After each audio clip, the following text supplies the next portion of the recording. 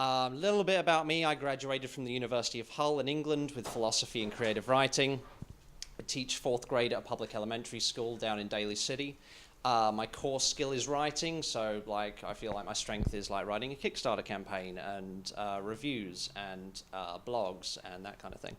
And in the summer of 2016, just gone, I had a successful Kickstarter campaign for a comic book called Nevera Tales. And at the moment, all my projects exist in that fictional world of Nevera. So you'll see some common elements happening. So my current projects are comic books. So I just delivered on the Kickstarter for that. I have some here with me too, if you want to take a look. But I worked with 2 artists on this. So it exists in this kind of fantasy world that's kind of like if Game of Thrones ends up getting taken over by the White Walkers. So it's very undead heavy, very horror, very fantasy. I'm working on a video game called Necromancer: The Fight for Life, working name. Also set in the same world, so a lot of necromancy, a lot of undead, a lot of fantasy stuff. So I've worked with maybe 5 or 6 artists on this in different stages, so for concept art, illustration, and now I'm working with a pixel artist to slowly build it here, which is taking shape slowly. Probably be done maybe 20 years, we'll see how it goes. But it's a hobby of mine. And Nevera Wars, again in the same universe, which is a card game I'm working on, mechanically very similar to kind of Pokemon tactical card game and Magic the Gathering. Worked with maybe 4 artists on this at various stages, so kind of basic outline, illustration, graphic design of the actual card. And you can see kind of the final design there of what they eventually evolved into. Unfortunately, I don't have these cards to play test with tonight. I've got older versions. So I've split this into 4 very small parts: overview of project stuff, language you should be using with artists, direction, and relationship, because I've had to split it somehow. So projects. Does your project need original art? If you're approaching publishers, probably not. Publishers have their own artists that they source. If you go to them with finished art, they'll probably laugh at you for kind of wasting your time and money. There might be 1 or 2 out there who are looking for games to publish that have completed art, but I've never heard of them. So if you're approaching publishers, if you're going to speed dating at cons, that kind of thing, they're not interested in original art. They'll take care of all of that. They might even completely re-theme your game. You'll go in with a farming game, and they might go, no, we're looking for kind of a space game right now, so we're just going to use all your mechanics and completely redo all the art and theme. So just be ready for that. So if you're approaching publishers, you might not even need original art. When does your project need art? So if you're self-publishing, like I'm trying to, right at the end, because you guys know you're designers, you know things are changing all the time, the layout, the icons, the number of rules, all that kind of stuff. So don't worry about art until the very, very, very end.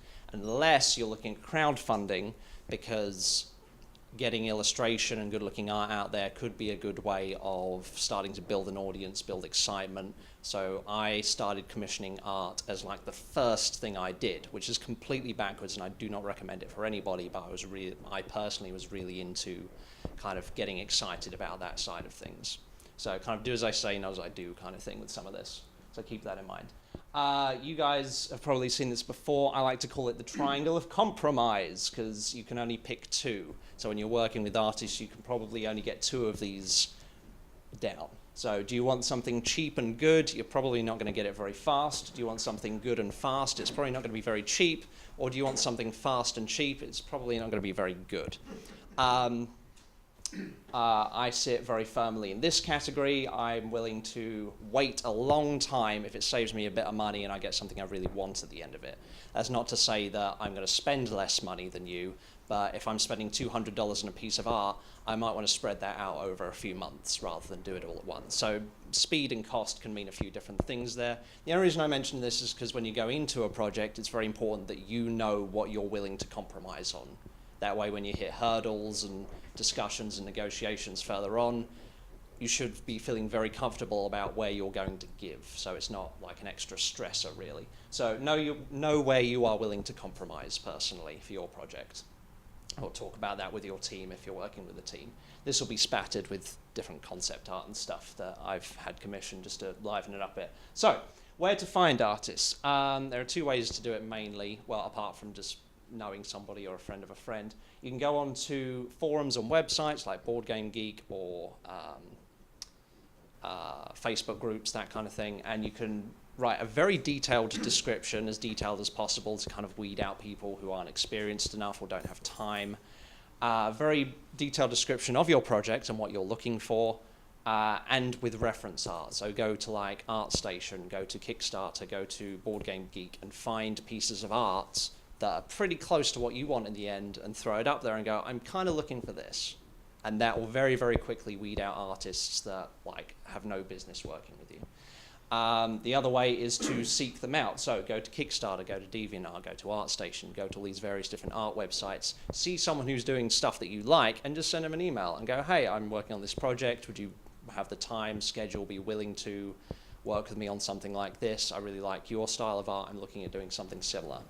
Both are fine. I would personally say I've done both a lot, and I would personally say seeking somebody out is a bit better than posting and letting people come to you.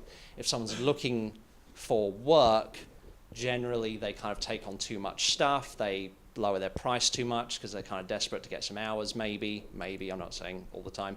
They'll take on too much stuff, their deadlines will get missed, and it's just a bit more stressful on their part. So just keep that in mind. What else we got?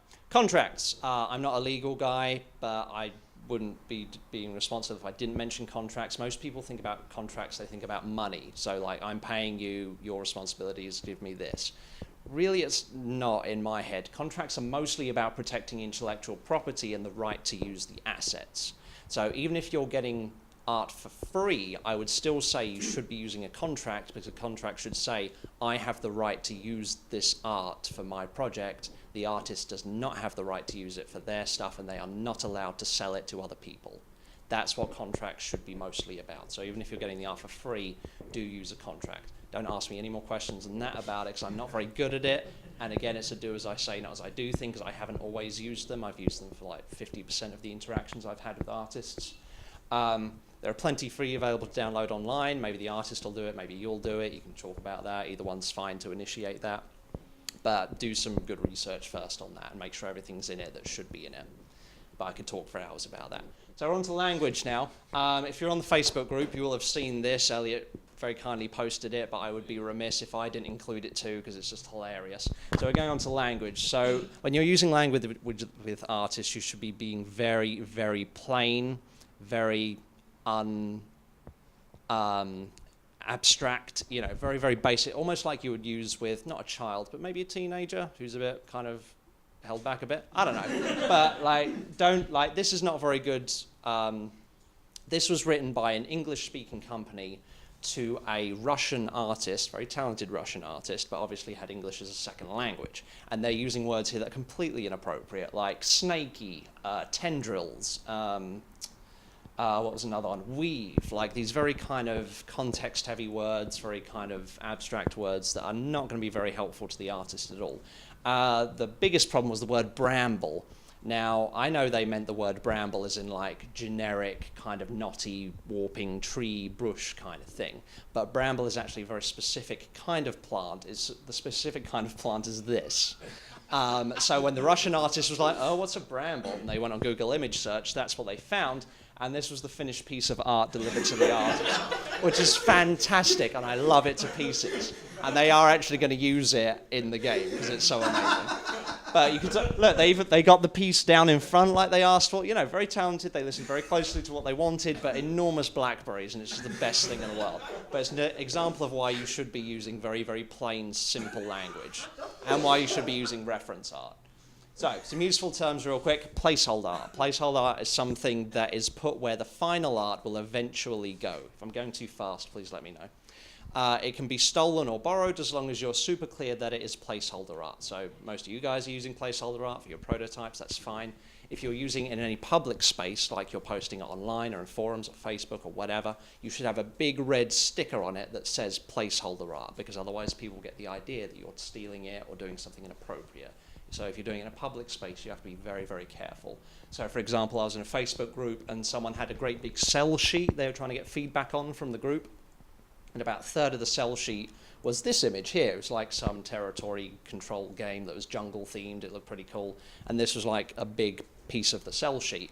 And he was getting lots of like positive feedback from it. And then one person was like, I've seen that before somewhere. You don't have the right to use that. And he was very quickly like, no, that's placeholder. Like, I'm going to replace that later. But kind of the damage was done, and then everyone turned on him, and he was like, no, you stole that. And so, like, you don't need that bad reputation stuff that early in the game. Mock-up art that you smash together quickly to get across a very fundamental idea. It usually looks terrible, but that's okay. So if you're not try not to rely on just words when you're talking to your artist. You should be smashing stuff together yourself really badly in Photoshop to get them across some of that language barrier and to get them closer to what you're looking for. So for example, this is a mock-up that I made of an eventual card I wanted. You could see, like, I wanted a border, or this is where I wanted all the items. I wanted the character straight, or this is stolen, the icons, the things from the characters from DeviantArt. You can see all the line cracks and whatever. It doesn't matter. I'm trying to get across, like, as very clearly and quickly as possible what I'm looking for, and this is the card that came out of it. So, like, it really helps to give them a very quick fundamental idea of what you want going forward. Don't rely on just words. Reference art. Found pieces of art that get across fundamental idea. Again, this is coming from you. You should be going to DeviantArt and various places, ArtStation, Google Image Search, and you should be getting various pieces of art that you can point to and go, something like this, something like this, something like this. You want maybe, I don't know, between 5 and 10 pieces of reference art for everything that you want from your artist. It makes it so much easier from them. And be detailed. Say what you don't want. So you should be like, oh, I like this one because it's kind of smoky at the bottom. I like this one, but not the crown. I like that one because the hood is more rounded. I like this one, but ignore the sword. So you should be very explicit about why you included it and what you don't want from it. I normally just write it as the name of the file. Like the sword, don't like the hat, you know.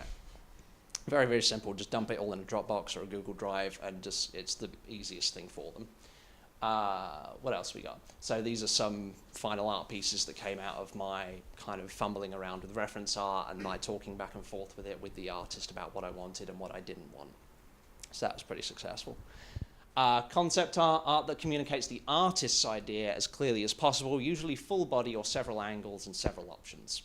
I got into trouble quite early because I was asking for concept art, but what I really wanted was illustration. So this is why I'm going over this, just so you're super clear on the differences between them. So concept art comes from the artist, and you give them a description, reference art, and they come back with something very, very simple, but from different angles. So you can get an idea of where they're going and how it will look like in different illustration forms. So this is some concept art for one of my characters for the comic book. Her name's Elisa. And you can see he's tried out different hairstyles, different facial expressions, different clothes from the back and the front, so I can get a really good idea of what he's thinking, where he's going. He'll talk to me about it a lot. You know, he'll say, I like the top right one because it looks like feathers are coming out of her cloak. I don't like the bow in her hair. You know, and we can have a really detailed conversation about it, which is super helpful. You don't need concept art. You can pay someone and they'll just give you an illustration. But, you know, if you've got the time and the money, this is good, and it's also a lot of fun. I mean, I just really like working with artists, and I like this whole process. So this is the final character that came out of our kind of back and forth over the concept art. Last one, illustration, original or final art for use as part of the project or promotion. So just the nice, big, pretty piece of finished art that's going to be part of the final product. So here are some examples of illustration for my game. Always be learning more. So take some time to learn some art vocabulary. Don't need to be an expert, but if you can learn what hue means, learn what saturation means, learn what gradient means, like, it can really help speed things up sometimes. I find myself saying a lot like, can it be more blue? And a talented artist will know kind of where I'm going, but if you know a little bit more vocabulary than that, then that's super helpful. Take some time to learn some art principles, you know, learn a little bit about perspective, a little bit about lighting, a little bit about angles and proportion. You don't need to be an expert, just know enough, know what the words mean at least, and that really helps kind of speed things up in the long term. And keep in mind possible cultural issues. So if you're commissioning artists from South America or Asia or somewhere that's very different, keep in mind they don't have the same context, same references, same TV shows, same stuff as you, and that means to be more explicit, more reference art. Direction. I love to collaborate with artists and creative people. I like working with artists, I like talking to artists, I like creating something with artists.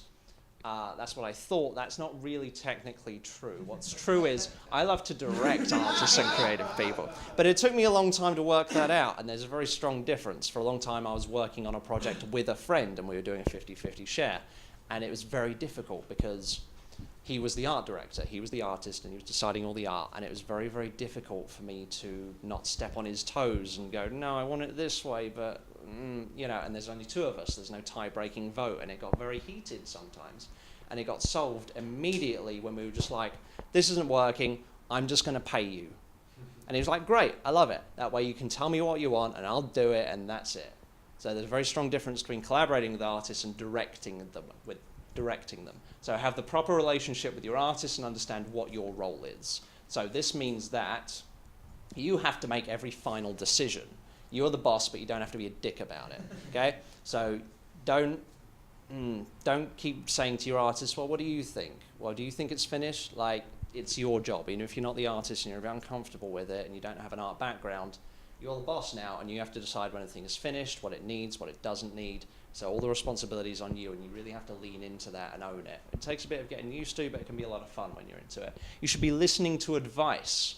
So that doesn't mean ignoring your artist. Like, they should be saying to you, you know, you want a lot of blacks, dark blues, dark purples. When you print it, it's going to be really washed out, and it's not really going to show up.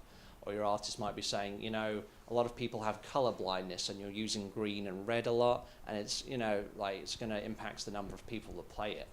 Like, there's a very different way of, there's two different ways of responding to that. There's like, no, like, I don't care, which is kind of dickish, and there's, oh, I understand what you're trying to tell me, I appreciate, like, your feedback and stuff, but, like, this is really where I want to go with this.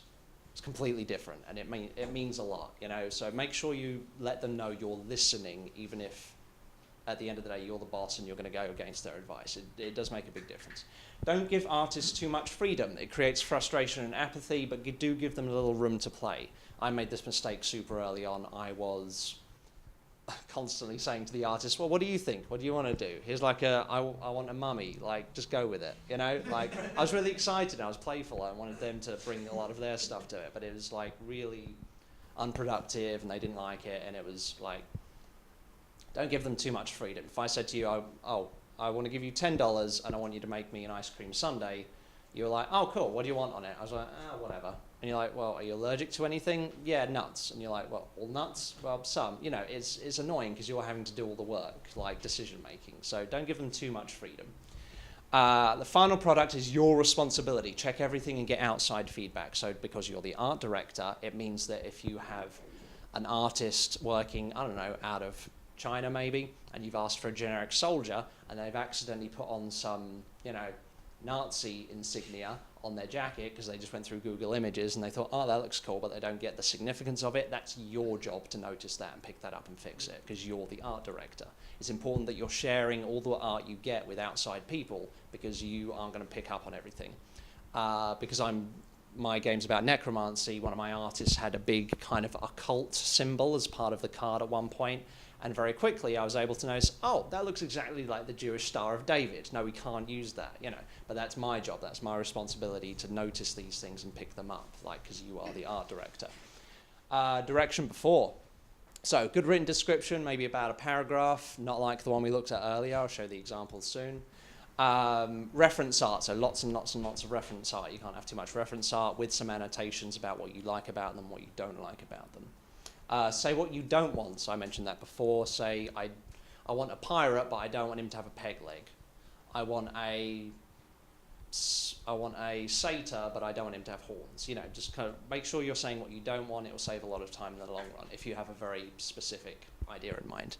And include feelings. A lot of people miss this. You should be including the feeling you want the player to have and the feeling you want the card to have. So I want a dwarf, but I want it to feel really aggressive. I want a devil, but I want it to feel very charming. When the player plays this card, I want them to feel very powerful. You know, include that. Like, they're artists, they're creative people. They can do a lot with that. That's really, really helpful to them to include feelings within the description. Direction afterwards, so after you get the art back, always look at it, always look at yourself first. If something's not as expected, check through email correspondence and the description. Did you say something weird? Were you not specific enough? So always look at yourself first if something comes back the way you weren't expecting. Does it need alterations or a redo? These are two different things. Alterations are small edits. A redo is like, this isn't exact what I wanted at all. I would like you to start all over again. you should have worked out prior in the contract how many free alterations you get. Maybe like, I'm going to pay you $200 for 3 pieces of art. I get 4 alterations, and after that, I'm expected to kick in another $20 for your time if I keep going back with you and saying, no, I want this different, I want this different. You do it however you want, but just make sure it's on paper and it's super outlined so everyone knows exactly what they're expecting.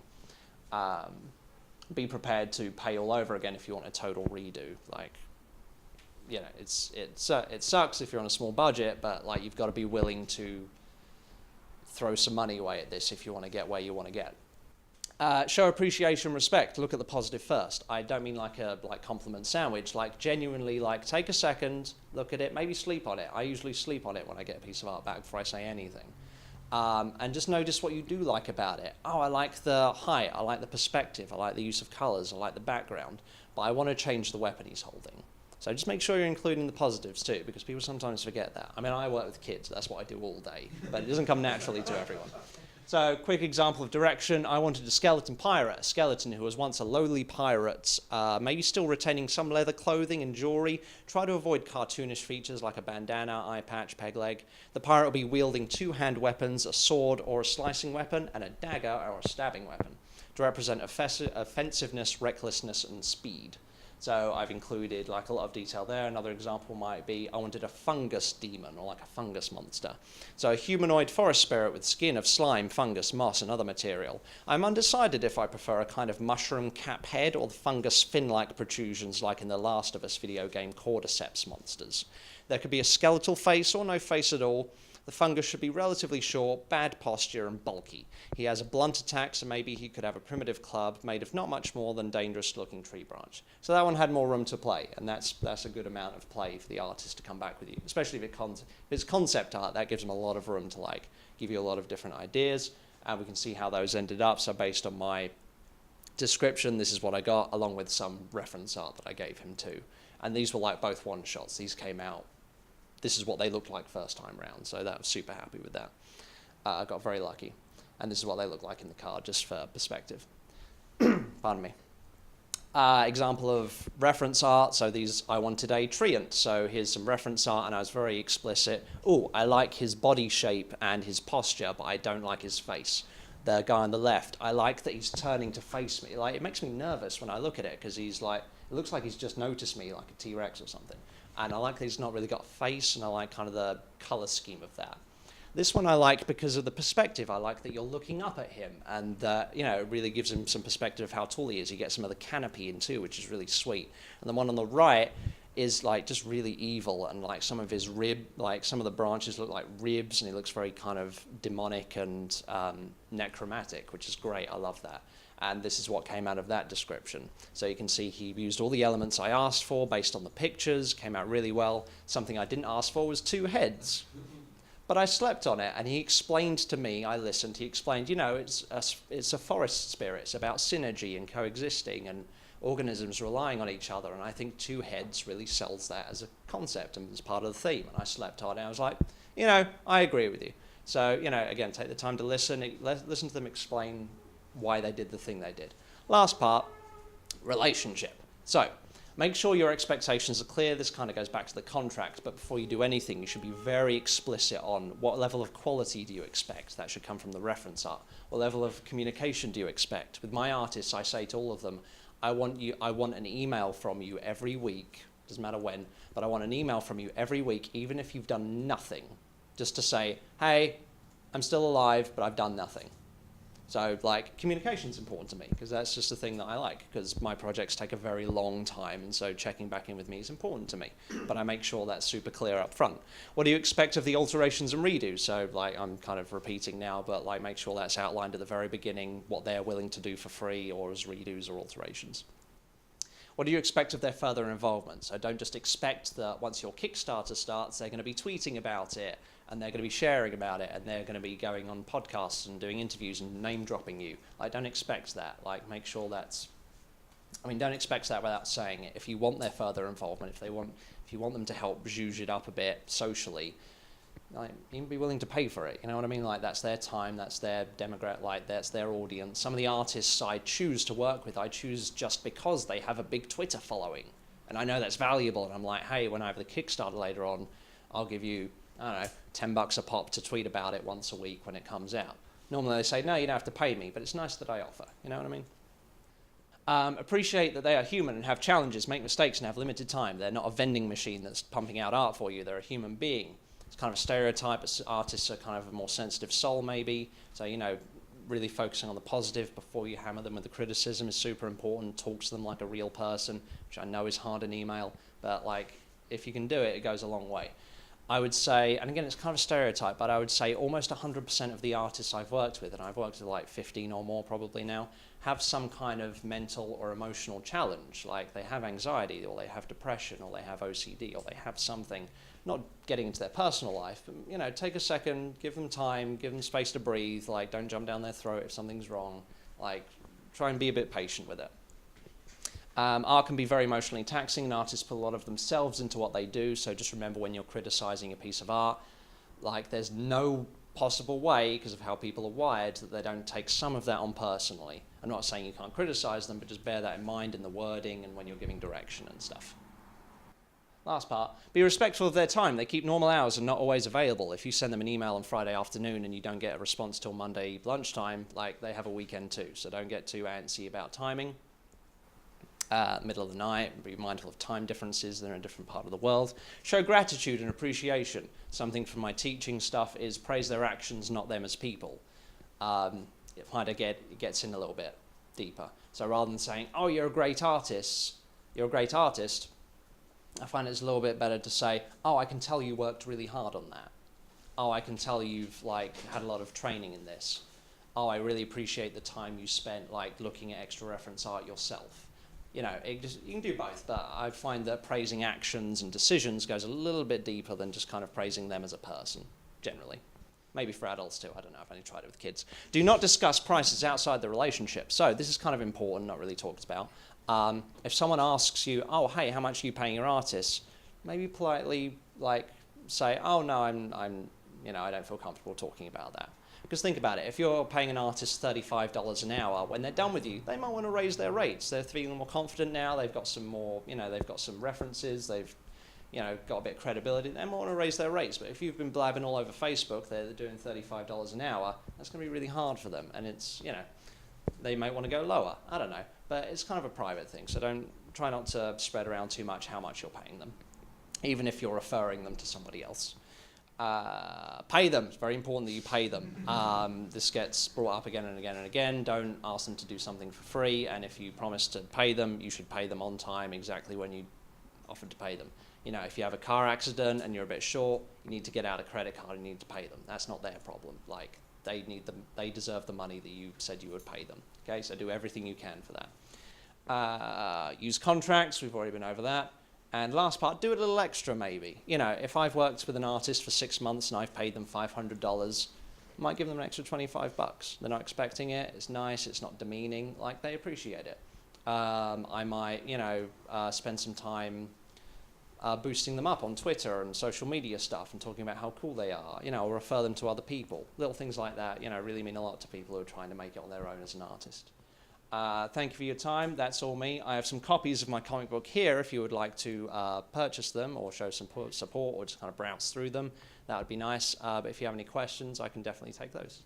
Yeah, I normally do a 50-50 split. I've done a 30-70 split. You do it however you like. I sometimes do, if I'm working long term, I'll do, $100 a month for 6 months. I don't know. Whatever you work out with them is fine, just as long as it suits both of you, definitely, yeah. What I personally do, and this isn't for everyone, but all I do is I say, how much would you charge for this? They give me a number, and then I decide whether I can pay that over 1 month or 3 months or 6 months.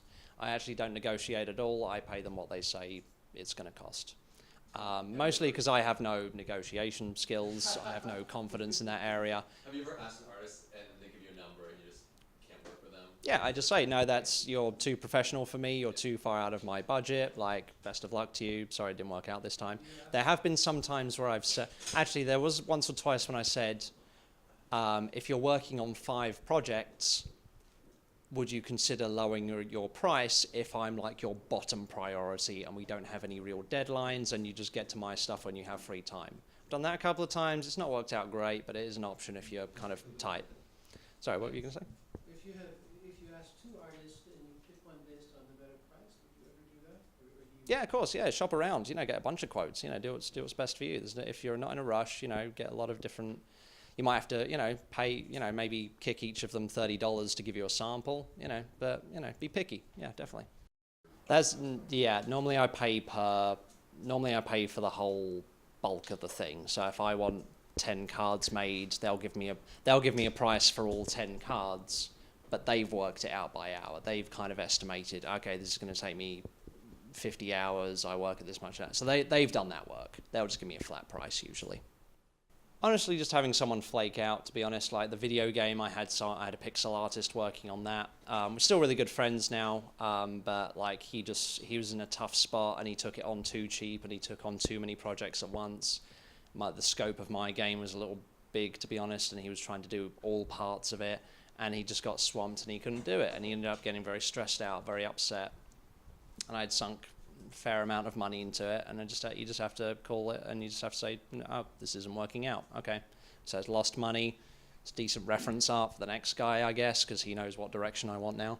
But yeah, you just have to accept it as a loss, unfortunately. No funny stories, unfortunately. Thank you very much, Daniel. Sure.